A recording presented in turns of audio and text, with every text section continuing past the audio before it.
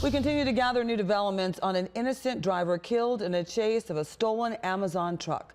70-year-old Curtis Burchell was killed when the van going the wrong way down I-90 hit his vehicle.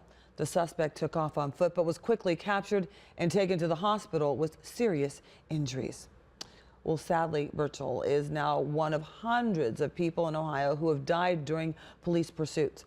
Our Brian Duffy has been digging into that data. He joins us now with what he's uncovered. Brian, what did you find out? Good afternoon, Tiffany. Well, more than 8,000 Americans have been killed in pursuits in the last 2 decades, and we found many of them, like Curtis Burchell, were simply innocent bystanders. 19 investigates combed through crash data from the National Highway Traffic Safety Administration.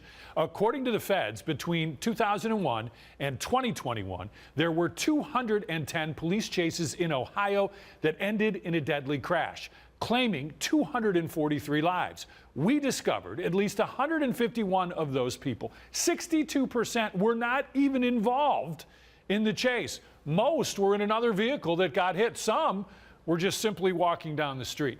91 people who died were either driving or were passengers in the vehicle that was being pursued.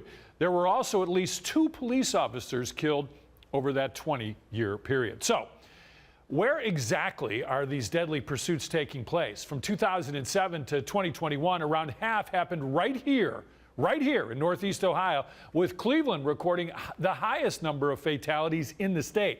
Now, that's according to federal data. And it's important to note that just because a deadly crash occurred in Cleveland, CPD wasn't necessarily involved in that chase. In many cases, a suburban agency initiated the pursuit, which then crossed into the city.